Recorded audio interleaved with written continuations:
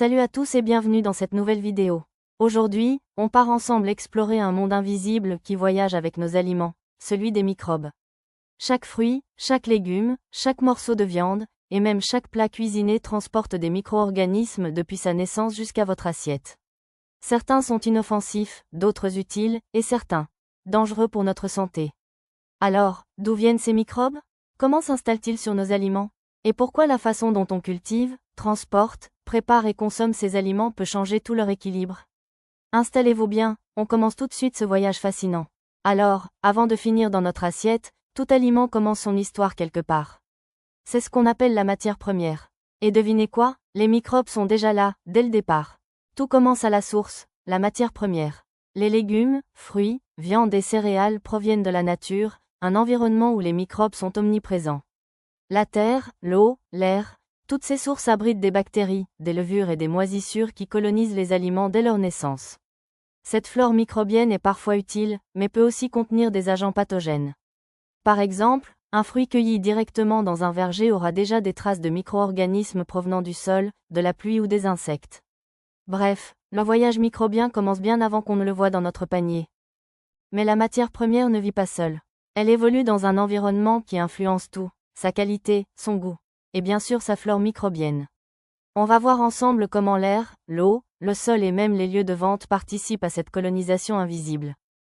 Une fois récoltés ou extraits, les aliments passent par différents environnements, des champs, des fermes, des entrepôts, des camions de transport, et surtout, les lieux d'exposition comme les marchés ou les magasins.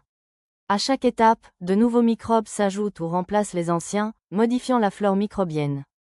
Prenez une tomate exposée sur un étal en plein air, elle sera en contact avec la poussière, les mains des clients, l'humidité de l'air, voire les insectes. Ce simple environnement peut enrichir ou détériorer la qualité microbienne de l'aliment.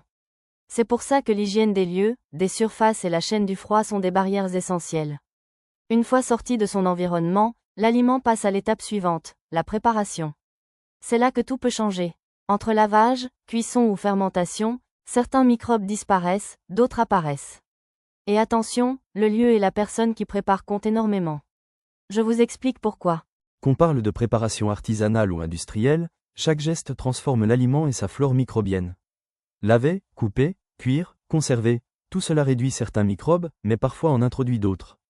Les lieux de préparation sont aussi des zones critiques. Une cuisine propre et bien entretenue limite les risques. Et la personne qui prépare joue un rôle central. Ses mains, ses vêtements, son hygiène influencent directement la sécurité de l'aliment. Une simple négligence comme oublier de se laver les mains peut suffire à contaminer un plat entier. Et justement, parlons de ces personnes qui touchent, préparent et transportent les aliments. Agriculteurs, cuisiniers, vendeurs. Chaque main peut laisser une trace invisible et parfois risquée si l'hygiène n'est pas au rendez-vous. Des agriculteurs aux vendeurs, des cuisiniers aux livreurs, les mains humaines sont de véritables vecteurs microbiens. Les microbes présents sur la peau, les gants ou les vêtements passent facilement d'un aliment à un autre, parfois sans qu'on s'en rende compte. Un mauvais lavage des mains, des ongles sales ou une blessure non protégée peuvent suffire à introduire des microbes pathogènes comme la salmonelle ou E. coli. D'où l'importance capitale des bonnes pratiques d'hygiène personnelle dans l'industrie alimentaire comme chez soi. Mais les humains ne sont pas seuls responsables. Le matériel qu'on utilise joue aussi un rôle majeur dans la sécurité des aliments. Planches, couteaux, machines. Si le matériel est mal entretenu, les microbes en profitent pour s'installer. Les couteaux, planches, machines, surfaces de travail. Tous les outils utilisés lors de la préparation sont des lieux de vie pour les microbes. Si le matériel est mal nettoyé, il devient une source de contamination directe. Parfois, des biofilms se forment. Ce sont des couches de bactéries invisibles qui adhèrent aux surfaces et résistent au simple nettoyage. C'est pourquoi un entretien rigoureux et une désinfection régulière sont indispensables pour garantir la sécurité alimentaire.